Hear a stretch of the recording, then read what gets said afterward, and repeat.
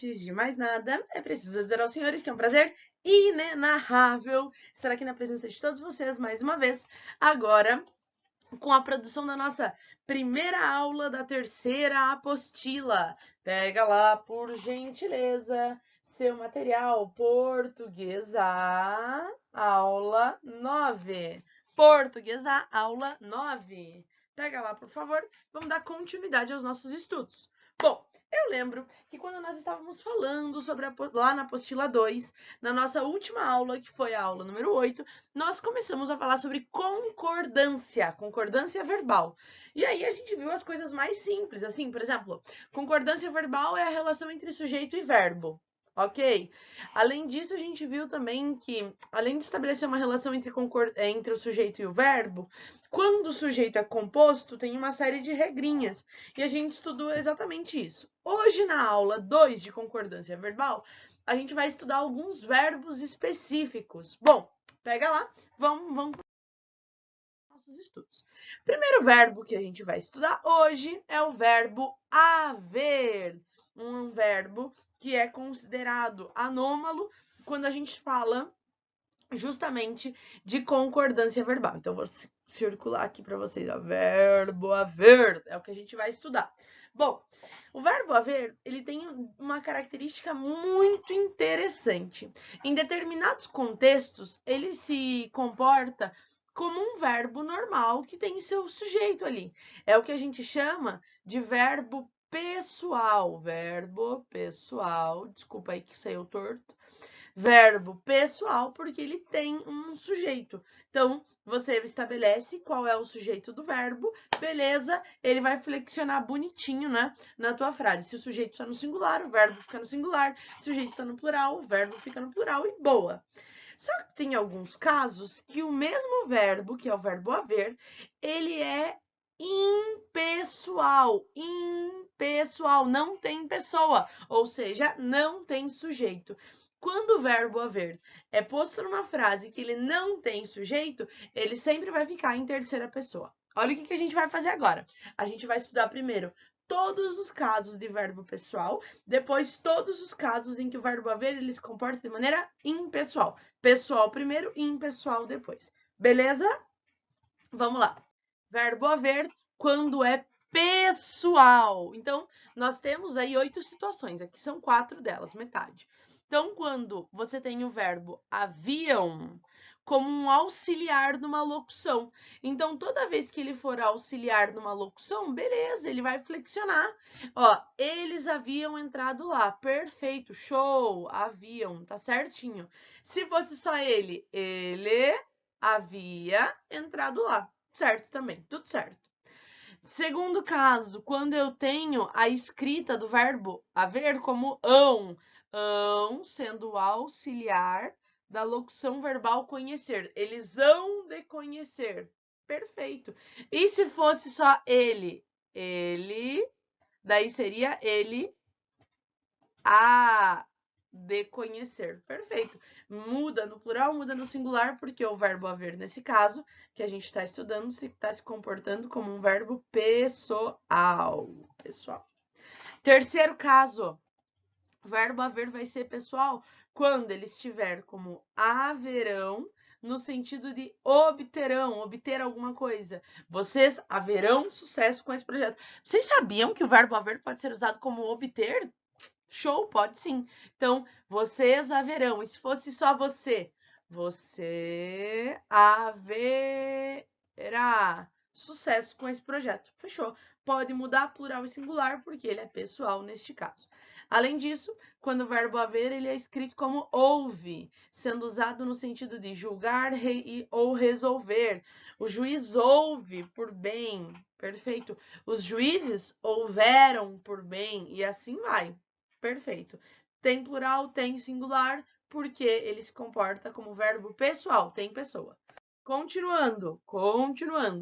O verbo haver, ele vai ser considerado pessoal quando, olha lá, você tem o ouve, com o sentido de portar-se. As meninas se houveram como princesas. Show! Ou então, e se fosse no singular, como que ficaria? A menina se ouve como princesa. Ficou certinho. A menina se ouve como princesa. Tem plural e tem singular. Depois, sexto, quando o verbo haver for escrito como haverá, no sentido de ajustar-se ou prestar contas, ele se haverá com o diretor. E se fosse eles? Eles se haverão com o diretor. Show! 7. É havido, então a expressão é havido, uma locução, né? Verbo ser e verbo haver, é havido com o sentido de ser considerado. O golfinho é havido como o animal mais inteligente. Perfeito. Tá certinho, porque o sujeito aqui dessa frase é o golfinho. E além disso, a gente tem também o verbo haver sendo usado na expressão haja vista, no sentido de reparar em alguma coisa, tá olhando, reparando. Vitória é muito talentosa. Haja vista suas obras. Perfeito, show também. E aí tem uma observação que inclusive é feita na própria apostila de vocês sobre o termo vista. Vista é um termo invariável. Aqui nesse caso, a única coisa que varia é o verbo haver, porque ele tem um sujeito, tá? Mas o vista sempre vai ser no feminino e no singular. Vista. Não posso dizer haja visto. Não existe, tá? Vista, termo invariável. Fechou? Isso é o verbo haver sendo usado no sentido pessoal, quando tem sujeito na frase.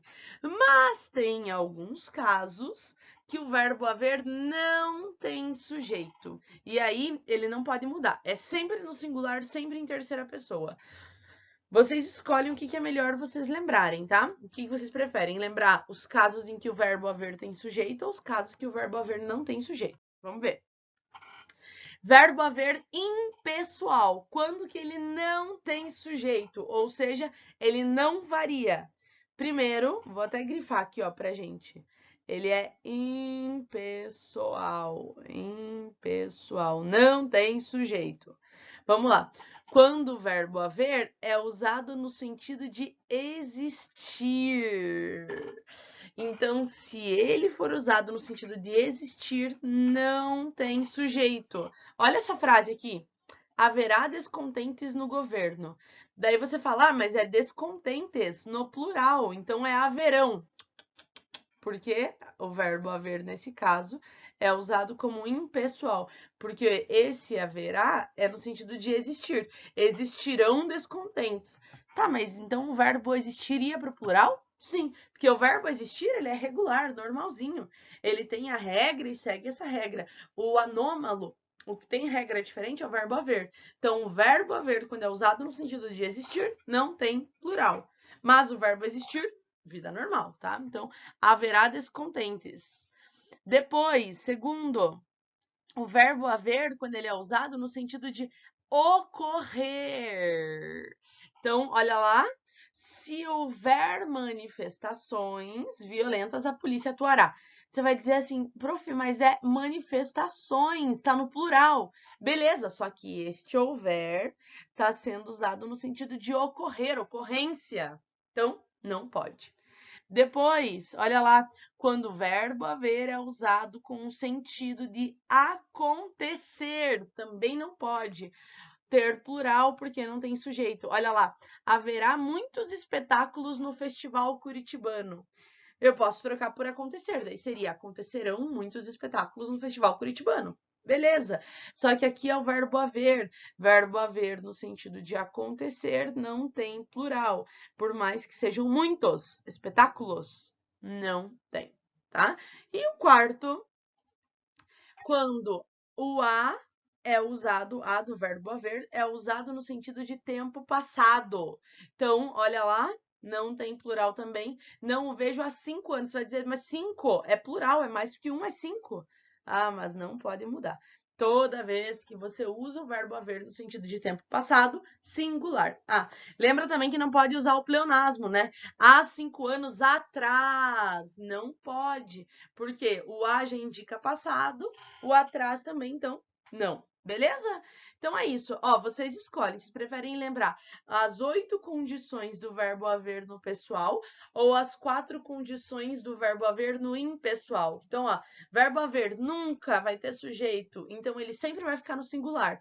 Quando ele for usado com o sentido de existir, de ocorrer, de acontecer ou o tempo que passou. Ó, 4 possibilidades. Certo? Dando sequência aos nossos estudos, tem um segundo verbo para a gente estudar, um verbo que se comporta diferentão também, que é o verbo fazer. Assim como o verbo haver, o verbo fazer também, ele tem uma manifestação no modo pessoal e uma manifestação do modo impessoal. Relembrando, mesma coisinha do verbo haver. Olha lá. Pessoal sempre vai flexionar, porque tem uma pessoa, tem um sujeito. E impessoal não flexiona nunca. Sempre vai ficar em terceira pessoa do singular. Beleza? Primeiro vamos ver o pessoal, depois o caso do impessoal. Mesma coisa, vocês decidem o que é mais fácil lembrar. O verbo fazer quando ele é tratado de um jeito pessoal ou impessoal. Veja. Verbo haver no sentido pessoal. Pessoal. Opa! Riscar, fazer desenho quadrado com mouse é bem difícil. Pessoal, aqui. Então, olha lá. Fariam, o verbo fazer, flexionado como fariam, com sentido de realizar. Pode flexionar. Vocês fariam um serviço? Show! Vocês, pluralzinho. Então, fariam no plural também. E se fosse só você? Tira o S, você faria o serviço. Beleza. Tem plural, tem singular, porque esse verbo tem um sujeito. Depois, fizeram, o verbo fazer, flexionado. Fizeram no sentido de construir. Eles fizeram a casa. Olha que massa. Fizeram, quem fizeram? Eles. Plural, eles fizeram. Sujeito e o verbo, tá? Perfeito também. Terceiro, olha lá, façam no sentido de construam, façam no sentido de construam. O ideal é que os pedreiros façam as paredes. Quem façam? Os pedreiros. Verbo e seu sujeito sendo conjugado e flexionado. Fechou.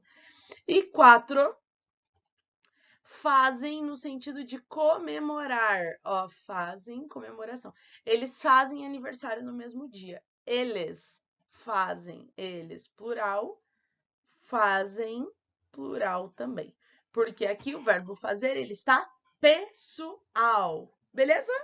Seguindo. E quando o verbo fazer, ele está no impessoal. Olha só. Verbo fazer impessoal. Então, ele não tem sujeito e por isso ele não flexiona nunca. Sempre está no singular e em terceira pessoa, porque ele está impessoal. Vamos ver. Verbo fazer sendo usado no sentido de tempo decorrido. Então, fazia 10 anos que não havia, ou faz 10 anos que não o vejo. Fazia, faz, tudo no singular, singular em terceira pessoa. Ai, mas são 10 anos no plural, então deveria ser fazem. Lembra? O verbo fazer usado para tempo que já passou, singular. E o segundo ali, ó, fazer no sentido de clima, temperatura, fenômeno da natureza, sempre no singular. Faz dias de frio em Curitiba. Faz muito calor em Cuiabá. Faz singular, porque ele fala sobre clima, temperatura, fenômeno da natureza. Vê, o que vocês preferem? O que vocês acham mais fácil? Lembrar os usos do verbo fazer no modo pessoal ou impessoal? Se vocês lembrarem só do impessoal, é tempo passado e questão de fenômenos da natureza. Tá? E aqui tem uma observação para vocês, ó. Quando há uma locução verbal com o verbo fazer no impessoal, o verbo auxiliar também deve ficar invariável. Então, tanto o verbo fazer, se ele for impessoal, se tiver aqui nesse sentido de tempo que passou o fenômeno da natureza, o verbo que tiver com ele também permanece de uma maneira impessoal. Certo? Indo. Agora a gente entra na partícula C. Então, vamos estudar. A partícula C, ela aparece bastante em diversos contextos em frases na língua portuguesa. Aqui na aula de hoje, nessa aula número 9, a gente vai estudar duas situações para usar o C. Então, o C, quando ele serve como uma partícula apassivadora, então, apassivador do sujeito. Quem não lembra disso, calma, já vou voltar e vou falar, explicar sobre isso. Ou o C pode servir para indeterminação de sujeito, para eu indeterminar o meu sujeito. Fechou? Primeiro, vamos estudar o sujeito passivo e depois o sujeito indeterminado. Então, primeiro, partícula C como apassivadora. Pode ser chamada de partícula apassivadora ou pronome apassivador, é a mesma coisa. Olha só, para eu descobrir se ela é de fato uma partícula apassivadora.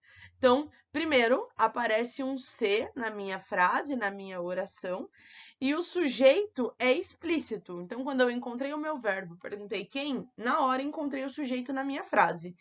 E o meu sujeito é formado por um substantivo, é um nome, fechou, e não tem preposição com ele, nem nada. Né? Frase normalzinha, sujeito está lá, explícito, bem claro, e tem a partícula C. Daí eu vou ver a segunda coisa. Eu vou observar que o meu verbo dessa frase está concordando com o meu sujeito. Então, o verbo, quando eu pergunto para ele quem, ele concorda com o meu sujeito. Só que engraçado, o verbo sempre está em terceira pessoa. Se isso acontecer, eu tenho certeza, a minha frase encontra-se numa voz passiva sintética. O que é isso? Vamos primeiro, voz passiva. Passivo é quando o sujeito sofre a ação do verbo. Então, eu tenho o meu verbo lá, o sujeito sofre essa ação. Sintético, porque ao invés de ter uma locução verbal, eu só tenho a partícula C. Olha só que legal nessas frases aqui de baixo, ó. Aluga-se casa. Pensa, quem aluga? Quem aluga-se? Na verdade, aqui, como é uma voz passiva, não dá exatamente para a gente fazer essa pergunta, porque olha aqui, ó, o verbo é o verbo alugar. A casa está sofrendo a ação de ser alugada. Então, a casa sofre a ação de ser alugada. Aqui eu tenho esta partícula C, que mostra, que monta essa minha voz passiva sintética. Tanto que se eu mudar... Opa, e aqui no slide saiu errado, ó. Se eu mudar, finge que tem um Szinho aqui, tá? Casas. Se eu colocar casas no plural, o verbo também vai para o plural. Que casas são alugadas? Então, alugam-se casas. Casas sofrem a ação de serem alugadas. Beleza? Porque, ó, o meu sujeito é um substantivo, é um nome, não tem nenhuma preposição com ele, então o verbo vai concordar, só que, né, plural e singular, mantendo-se a terceira pessoa. Mesma coisa aqui de baixo, ó. Vende-se terreno. O terreno está sofrendo a ação de ser vendido. E é um só. Então, vende-se no singular. Agora, se eu pusesse no plural, terrenos, plural, vendem-se, porque terrenos sofrem a ação de serem vendidos. Beleza? Agora, segundo caso, olha só. E quando o C não indica a voz passiva, mas sim uma indeterminação do sujeito? Como assim? Ué, eu tenho uma oração e o meu sujeito não está explícito. Então, eu encontro o verbo, pergunto quem para o verbo, mas a minha resposta não é clara. Então, a oração não apresenta sujeito explícito. Tem dois motivos. Ou porque eu não tenho nenhum substantivo que possa cumprir a função de sujeito, né? Olha essa frase aqui, ó. Vive-se bem por aqui. O verbo é vive-se. Quem vive-se? Ele não responde. E detalhe, não tenho nenhum substantivo, ó, verbo, partícula C, daí bem por aqui não é nome de nada. Então, não tenho substantivo que cumpra a função de sujeito. Ou então, olha lá, o substantivo que há na oração, ele é modificado por uma preposição. E aí, quando você tem uma preposição, ele não pode cumprir o papel de sujeito, certo? Olha só, fala-se muito de futebol. Então, tenho aqui a preposição de. Isso faz com que eu não possa considerar o futebol um sujeito. Então, quem fala-se? Não sei, sujeito indeterminado. E aí, olha só, o verbo, por não ter sujeito determinado, o verbo da oração vai ser sempre na terceira pessoa e do singular. Então, olha aqui, ó, trata-se de acidentes. Olha o de, a preposição aqui, ó, que me indica a indeterminação do sujeito. Acidentes está no plural, então, por mais que esteja no plural, eu não posso fazer igual alugam-se casas. Não posso. Porque neste caso aqui, eu não estou com voz passiva, os acidentes não estão sendo tratados. Eu tenho esse de aqui, que é uma preposição, e essa minha oração é com o sujeito indeterminado. Precisa ser de empregados. Por mais que sejam empregados no plural, esse de aqui, a minha preposição, me indica que o sujeito está indeterminado. Então, verbo no singular de volta. Beleza? Seguindo. A apostila de vocês traz outros casos. Vamos ver quais são os outros casos, então, de concordância. Primeiro caso, olha lá, sujeito composto por pessoas gramaticais diferentes. Por exemplo, eu faço uma frase, é bem fácil de entender isso. É quando eu faço uma frase com mais de um sujeito de pessoa diferente. Então, eu, você e eles fomos ao shopping outro dia. Eu, você e eles. Eu, primeira pessoa, você, segunda pessoa e eles, terceira pessoa. Como é que faz para conjugar o verbo? Fácil. Olha aqui, ó. Eu até escrevi para vocês. Entre as três pessoas do discurso, predomina sempre a primeira. Se tem primeira pessoa, o verbo vai ser conjugado em primeira. Se não houver a primeira, a lógica é conjugar em segunda. E se não tiver em segunda, daí conjuga em terceira. Primeiro eu, preferência, depois tu, depois ele. Só que o que acontece? Hoje, na língua moderna, não se tem hierarquia. Olha lá, não tem hierarquia entre a segunda e a terceira... Ixi, eu tô errando aqui, ó, o grifo. Aí, não tem hierarquia entre segunda e terceira pessoa. Então, a regra é o eu, se tem o eu e ele fomos, eu e ele compramos, eu e ele vivemos, né? Verbo conjugado em primeira pessoa, porque a primeira pessoa é quem tem predomínio. Agora, se é tu e ele, não precisa necessariamente ser tu e ele compraste. Pode ser tu e ele compraram, né? E aí, mas isso é uma lógica moderna, tá? Nem sempre foi assim. Segundo caso, né, dos outros casos de concordância, quando o sujeito é resumido. Então, eu tenho um sujeito composto por vários núcleos, só que no final tem um aposto, tem uma palavra que resume tudo. Olha lá, lê comigo. Quando houver uma expressão, então uma expressão que resuma o sujeito da oração, o verbo deverá concordar com a expressão resumitiva. Ó, olha essa frase. A vida, os amigos, o trabalho e a escola, tudo me irritava. Essa frase foi da apostila e eu acho que quem escreveu não estava num dia muito bom. Então, a vida, os amigos, o trabalho e a escola, tudo me irritava. Todo o meu sujeito era isso aqui, ó. Tudo isso aqui. Eu tinha 1, 2, 3, 4 núcleos. 4 núcleos. Só que daí o que aconteceu? Esses 4 núcleos foram resumidos com a expressão tudo. Tudo é uma palavra no singular, então o verbo concorda com o tudo. Fechou? Agora vou lançar aqui um desafio para vocês. E se não tivesse esse tudo? E se a frase fosse só a vida, os amigos, o trabalho e a escola me irritavam. Daí, se não tivesse essa expressão resumitiva, o verbo teria aqui no plural. Como eu tenho essa expressão resumitiva, no singular. Beleza? E aí, frases em que eu tenho os núcleos como sinônimos ou então muito parecidos. Eu posso deixar o verbo tanto no plural quanto no singular, tanto faz. Olha aqui, ó. Quando houver núcleos sinônimos ou quase sinônimos no sujeito composto, o verbo pode ficar tanto no plural ou no singular. Olha essa frase. O infortúnio e o azar perseguiam a carreira desse ator. Quem perseguiam? O infortúnio e o azar. Beleza.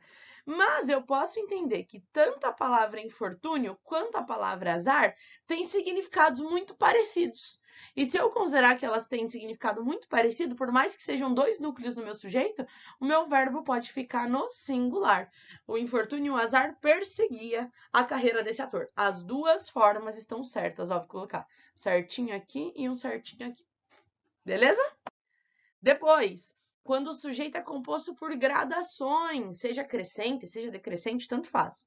Ó, o verbo de uma oração pode tanto ficar no plural, então pode ficar no plural, quanto no singular, tanto faz, se o sujeito composto apresentar gradação.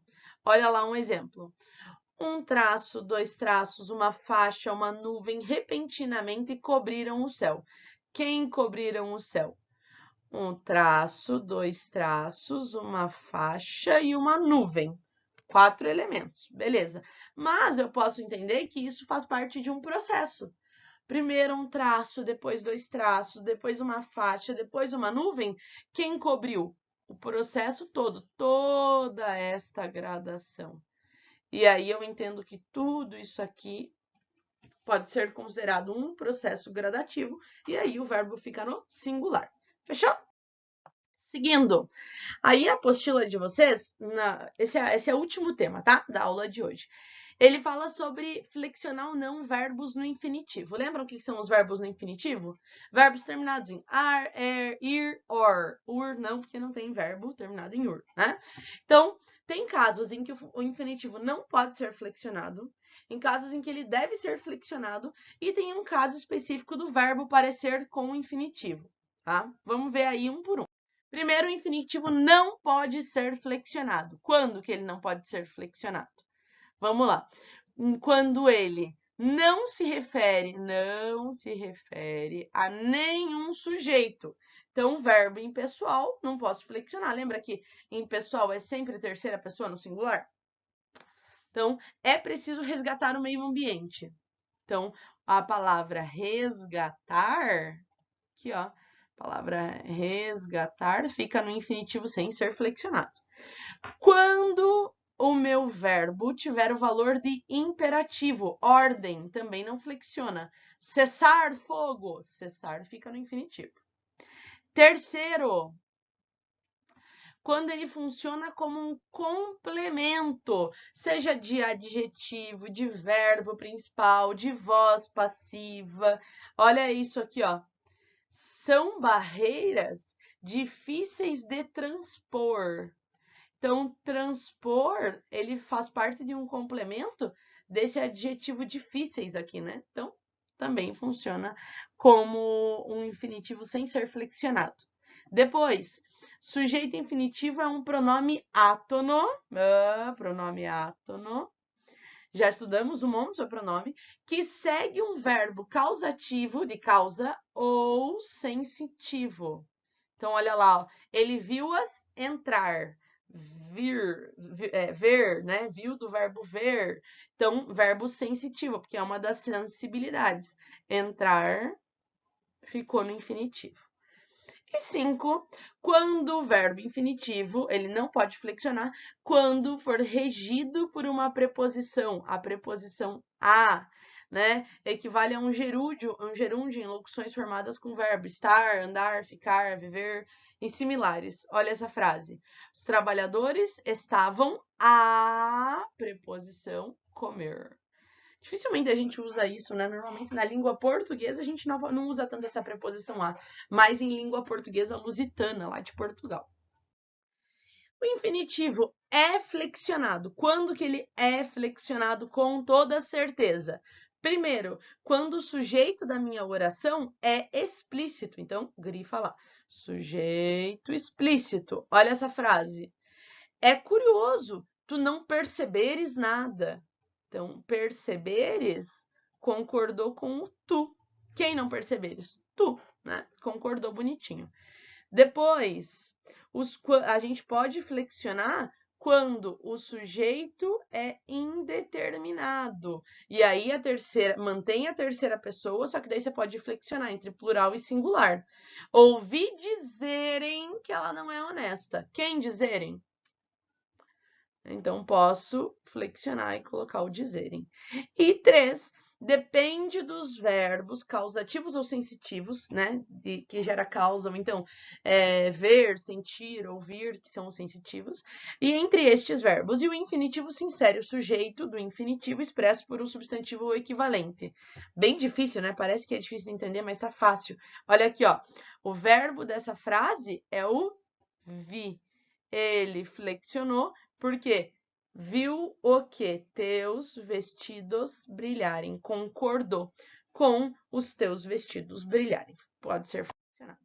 E o último de todos, para a gente encerrar nossa aula, é o verbo parecer quando se tem infinitivo. Olha que legal.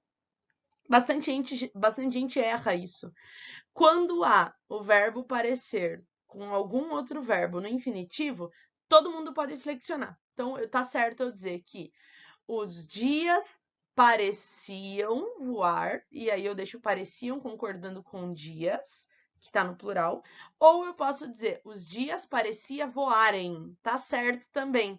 E aí o voarem concorda com o dias do plural. As duas formas estão certas. Beleza? Bom, daí tem uma série de exercícios, como sempre, em toda aula, para vocês fazerem. Queria chamar a atenção dos da Federal que tem aqui. Então, por exemplo, o exercício 6 é da Federal, o exercício 15 é da Federal, o exercício 17 é da Federal. Vamos fazer para vocês pegarem o jeito e ficarem bem tranquilos, certo? É isso aí, pessoal. Um beijo, até a próxima aula. Até mais, tchau!